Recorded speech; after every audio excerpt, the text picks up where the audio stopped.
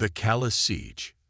The sky above Luminara Prime burned crimson, with the dying light of escape pods being vaporized in the upper atmosphere.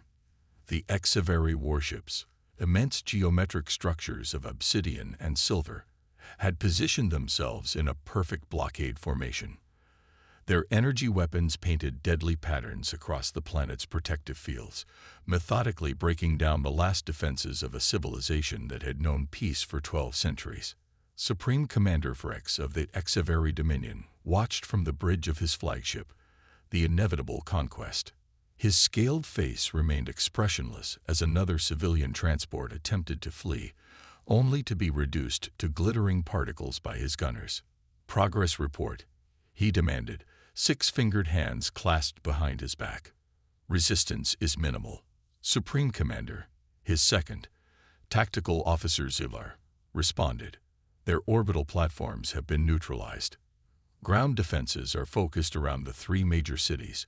We estimate complete submission within 20 standard cycles." Vrex nodded slowly, the silver implants embedded in his skull catching the light. The Luminara believed their knowledge and technological achievements would grant them immunity from conquest. A fundamental error. Knowledge without strength to defend it is merely a resource waiting to be harvested. On his command display, he observed the Luminaran capital city of Iliana, its crystalline spires still brilliantly reflecting the setting sun. Soon those structures would serve the glory of the HFY Dominion. After their current inhabitants were properly subjugated. "Any response to our demands?" Vrex asked. "None, Supreme Commander. They continue broadcasting distress signals across all common frequencies." Vrex made a dismissive gesture. "Let them cry out. This sector is firmly under our control. There are no powers within response range that would dare challenge the Dominion." Deep beneath the crystalline spires of Iliana, First Minister Thielen stood in the Luminaran emergency broadcast chamber. The Luminaran's slender form appeared almost fragile, skin luminescent with bioluminescent patterns that pulsed with distress. Around them, the few remaining members of the High Council watched as their civilization's final plea echoed into the void. "This is Luminara Prime to all allied worlds." Thielen's melodic voice quavered slightly. "We face extinction at the hands of the HFY Dominion. Our defenses fail.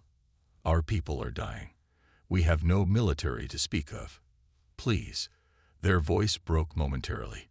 "Please, if anyone can hear us, we need help." "Minister," one of the council members said gently, "we've been broadcasting for 3 days. The Galactic Council is too distant to respond in time. The trading fleets have fled. The research outposts lack any military capacity.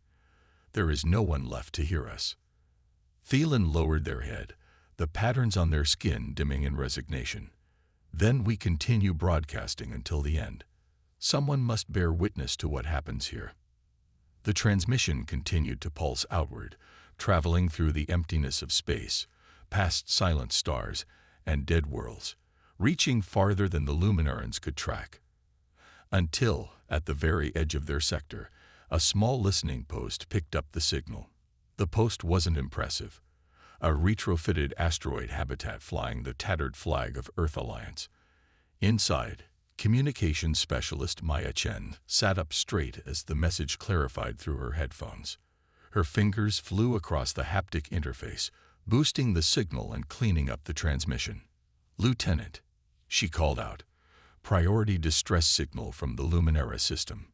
Lieutenant Davis crossed the cramped command center, pushing off handholds in the low gravity. "Luminara, that's deep in HFY territory. What's the situation?" "Invasion in progress. Civilian casualties. They're asking for immediate military assistance." Chen's dark eyes met the lieutenant's. "Sir, they're being slaughtered." "Dan." Davis ran a hand through his close-cropped hair. "We're not supposed to be operating this close to HFY space, but..." He made a decision. "Send it through the quantum relay to Fleet Command. Maximum priority. Transmitting now." 22 hours later, In Earth's orbital command station, Captain Ilara Voss stood before the assembled officers of the 7th Expeditionary Fleet. Behind her, holographic displays showed the details of the Luminaran distress signal alongside tactical analyses of HFY fleet positions. Captain Voss wasn't what most alien species expected in a human military leader. She stood barely 165 centimeters tall, with rich brown skin and close-cropped black hair showing early strands of silver at the temples. But the officers assembled before her knew her reputation, the hero of Proxima, the commander who had held the line against the Trezene incursion with just 3 ships and sheer bloody-minded determination. "The situation is clear," she said, her voice carrying easily through the chamber. "The Luminara civilization is under attack by the HFY Dominion. In approximately 48 hours, their planetary defenses will fail completely, and the HFY will begin their standard conquest protocol. Selective extermination of resistance, forced labor camps for the survivors." She swept her gaze across the assembled officers. "Fleet Command has authorized a response." A murmur ran through the room. "Captain," Commander Reynolds spoke up, "the Luminara system is beyond the non-interference boundary established after the last HFY conflict." Politically, Voss cut him off. "Humanity has listened to enough distress calls without responding. Fleet Command's position is that we will no longer stand by while civilizations are destroyed because they chose knowledge over weapons." She brought up a tactical display. "We have 7 combat-ready vessels. The HFY have 23 in the Luminaran system, including their command ship, the Inevitable Conquest. We will be outnumbered, outgunned, and fighting in their territory." She smiled then, a tight, fierce expression that her crew had learned to recognize. "In other words, we'll be doing what humans do best, operating at the edge of impossible odds and rewriting everyone's expectations." Commander Reynolds nodded slowly. "When do we deploy?" "Immediately. All ships will execute a direct quantum jump into Luminaran space. No warning, no diplomacy, no quarter offered." Captain Voss's eyes hardened. "The HFY only understand strength. We'll show them a kind they've never seen before." The HFY assault on the Luminaran capital city of Iliana had begun. Ground forces, mechanized infantry units piloted by HFY soldiers, crushed the ornate streets under their metal treads. The Luminarans had few weapons, only localized shield generators that the HFY methodically destroyed one by one. Supreme Commander Vrex observed the assault from orbit, watching the systematic destruction of resistance with cold satisfaction. Everything proceeded according to the standard conquest protocol.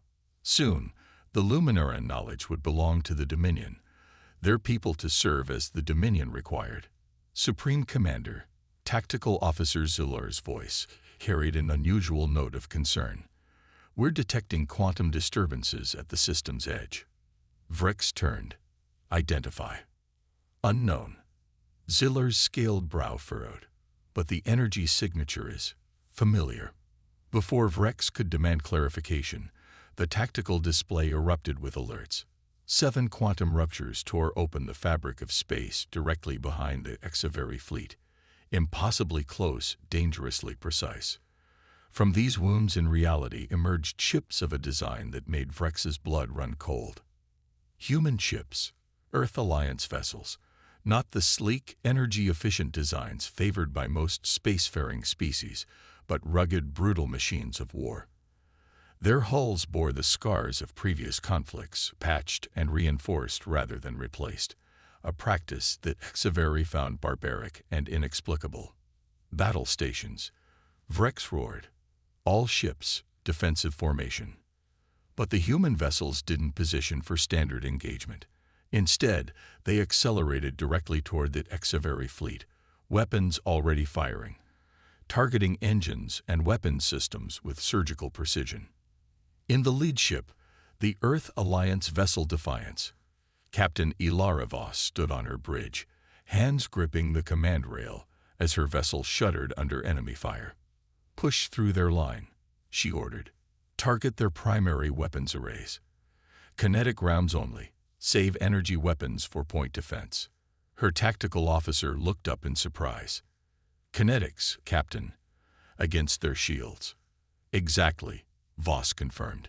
They're expecting energy weapons they can deflect. Give them something ancient, something that bleeds through by sheer momentum. The Defiance shuddered as its mass accelerators fired, launching solid projectiles at a significant fraction of light speed. The Exaveri shields flared brilliant purple against the assault, but physical matter moving at such velocities carried energy their shields weren't calibrated to fully dissipate. The first Exaveri vessel's shields collapsed under the barrage. The second strike tore through its command section, sending it spinning out of formation. Their fleet is adjusting shields, the tactical officer reported. They're adapting. Of course they are. Voss nodded. That's why we hit them with everything at once. All ships. Execute maneuver Theta 7.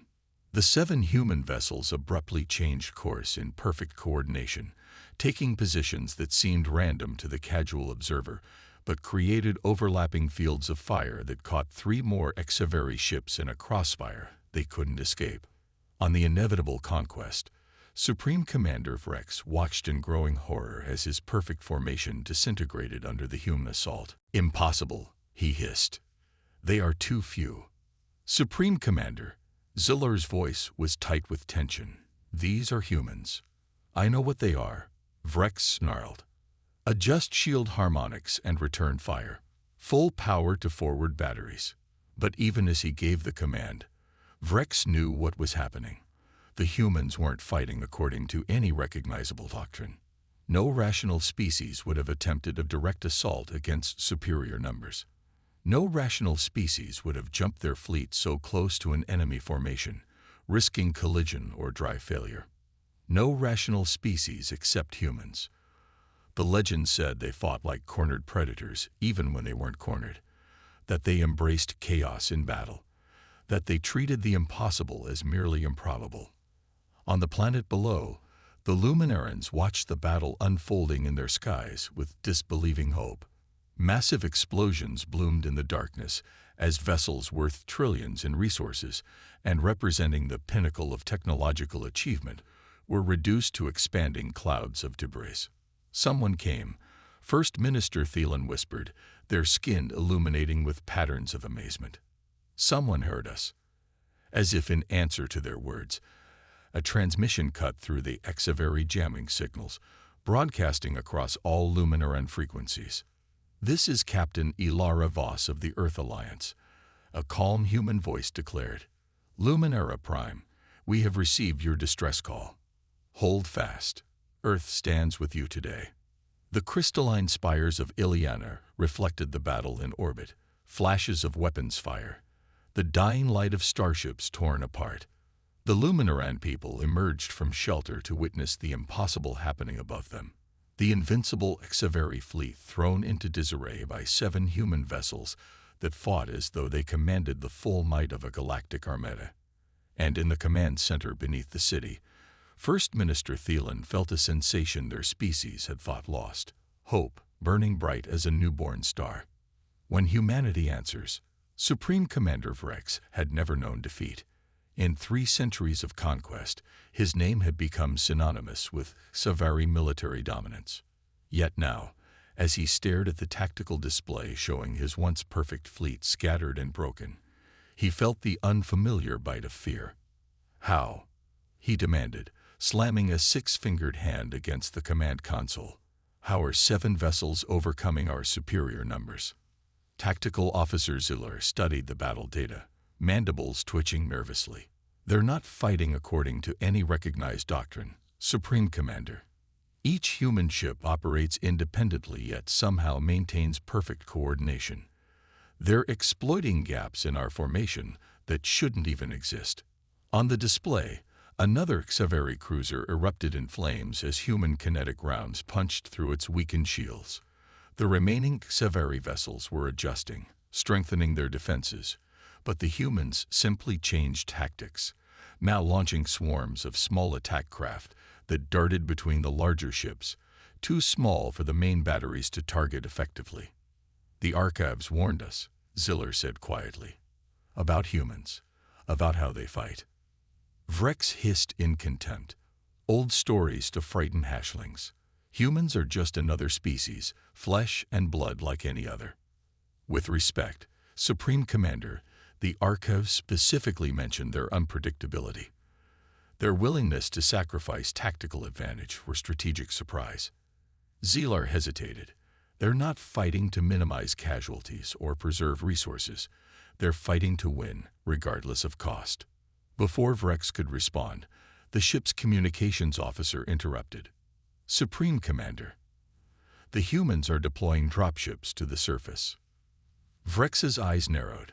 They mean to land troops. With the orbital battle still contested, it was tactical madness. No military commander would risk ground forces while space superiority remained in question. Yet the displays confirmed it.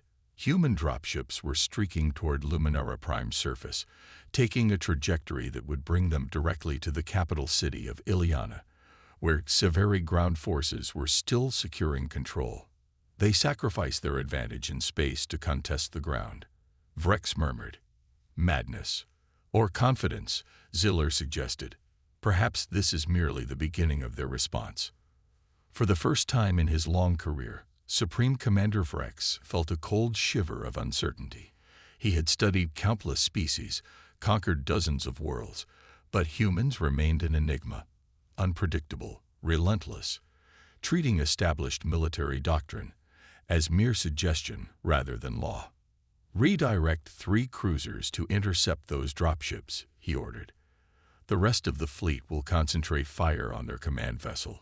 If we remove their leader, perhaps these humans will behave more rationally. What Vrex couldn't know was that rationality, by Severi standards, was exactly what Captain Ilara Voss was counting on. The command deck of the Defiance shuddered as Severi weapons fire impacted against the shields. Captain Voss maintained her stance at the tactical station, eyes focused on the deployment of her ground forces. Commander Reynolds, she spoke into her comm. They're responding exactly as predicted. 3 cruisers breaking off to intercept your dropships. Acknowledged, Captain. Reynolds' voice came through, punctuated by the roar of his dropship's engines. Ready to execute the next phase on your mark. Voss checked the tactical display. The Exaveri were regrouping, concentrating their fire on the Defiance, exactly as their doctrine dictated. Target the command vessel, disrupt the chain of command. It was textbook strategy. Unfortunately for the Exaveri, humans had long since learned to rewrite the textbook. All vessels, execute Sierra Protocol, Voss ordered calmly. Tactical, prepare to transfer command functions. Her bridge crew moved with practiced efficiency, hands flying across interfaces as the ship's AI distributed command protocols across the fleet.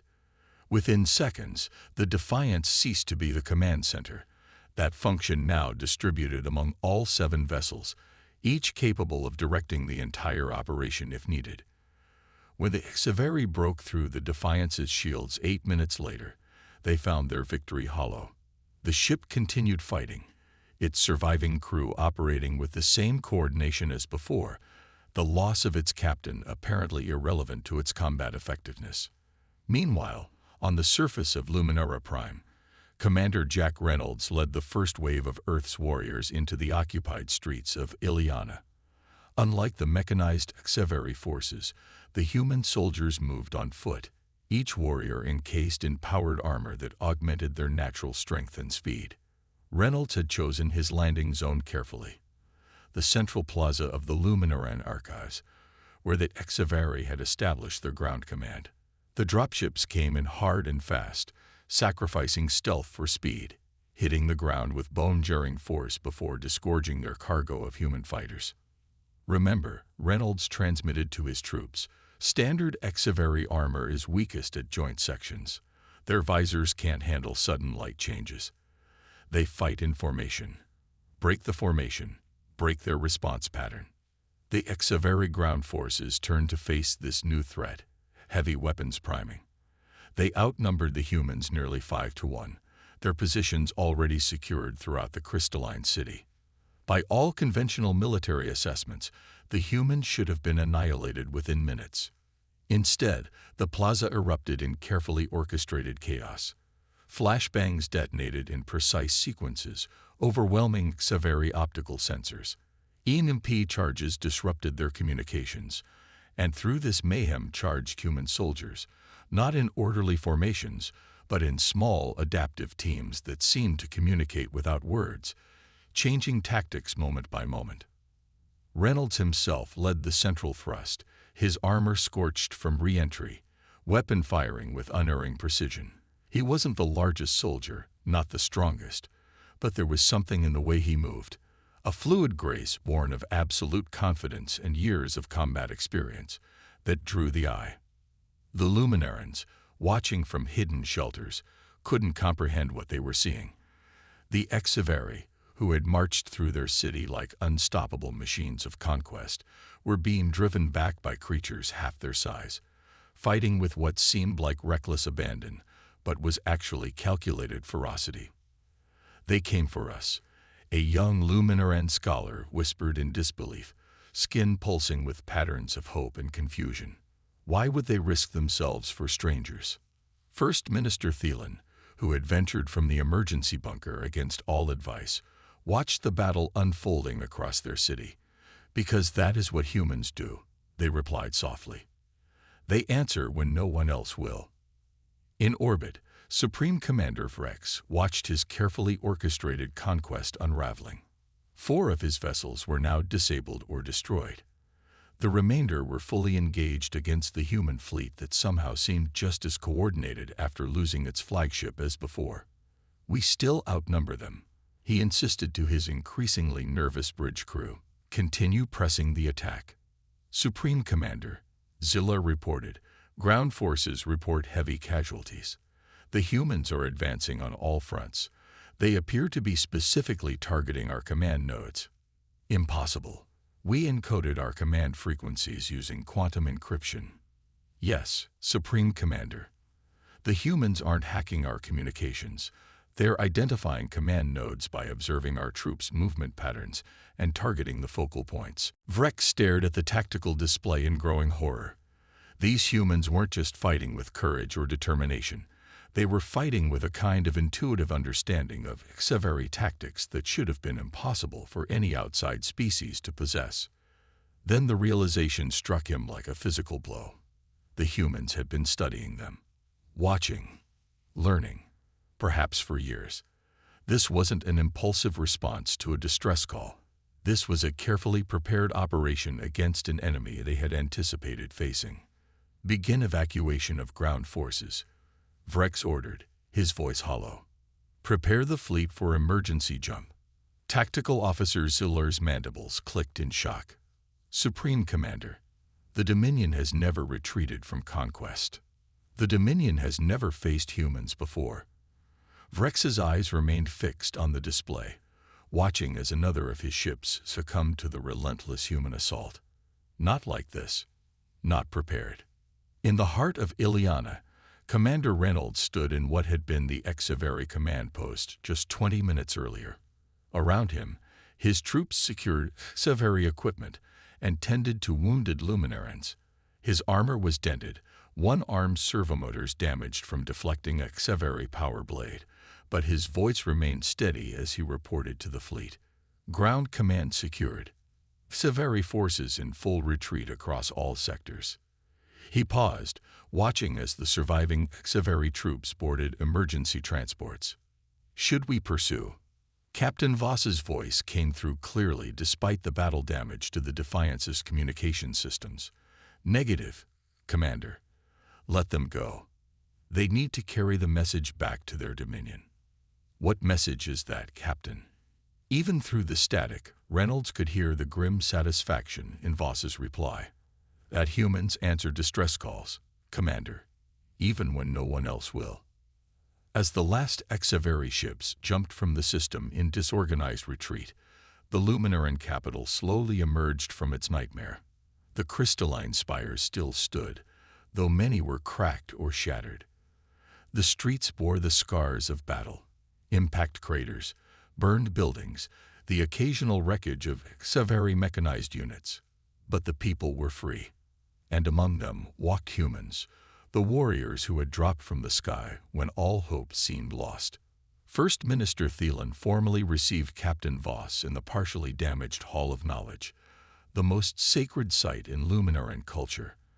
The human captain seemed small standing before the tall, luminescent Luminaran leader, her uniform bearing the marks of battle, her face showing fatigue that she made no effort to conceal.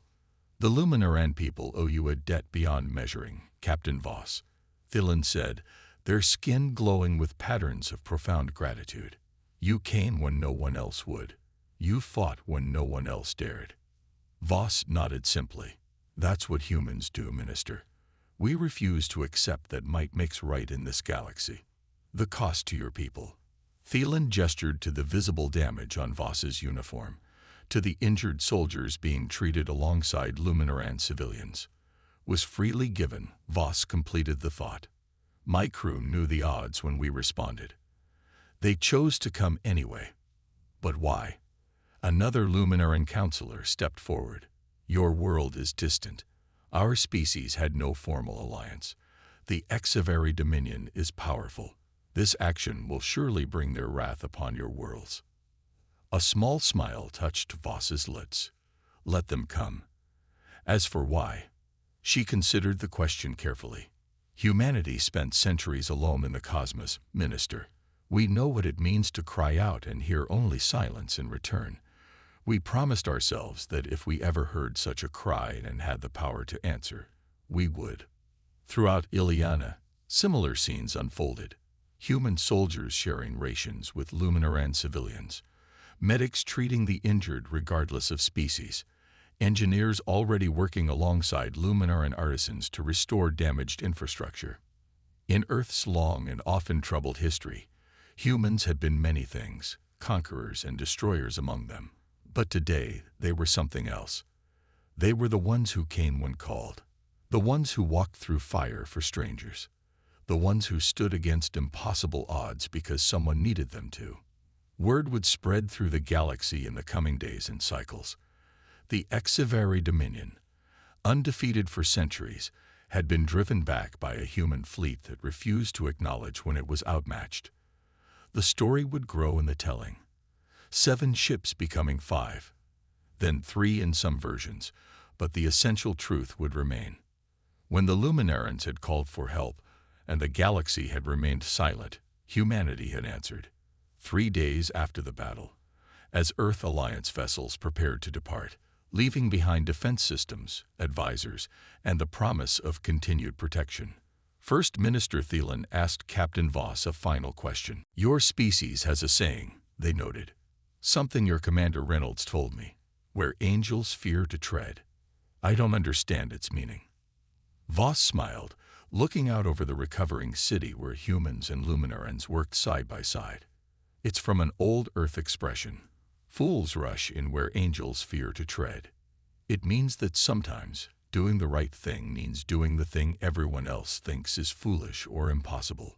Are humans fools then, Captain Voss?" "Sometimes, Minister."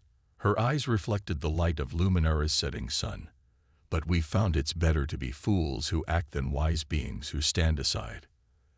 As the Earth vessels departed Luminara Prime, their hulls still bearing the scars of battle, they left behind more than defense systems and advisors. They left a message that would echo across the stars, a simple truth that would reshape how the galaxy understood humanity. They answer when called. They come when no one else will. They walk through fire for strangers. And the HFY Dominion, licking its wounds and reassessing its conquest protocols, added a new directive to its military doctrine: avoid human involvement at all costs. Because humans didn't just fight wars. They rewrote the rules of engagement. They didn't just respond to distress calls. They made the response a declaration of principles. And they didn't just defeat enemies. They changed how those enemies thought about conflict itself. In the command center of the Defiance, as the damaged vessel prepared for the long journey home, Captain Ilara Voss recorded her final log entry on the Luminaran operation. Humanity has sent a message today, not just to the HFY Dominion, but to every civilization in this sector of the galaxy. We will not stand idle while the peaceful are conquered. We will not remain silent when distress calls echo through the void. We are few, we are flawed, but we are listening. And we will come.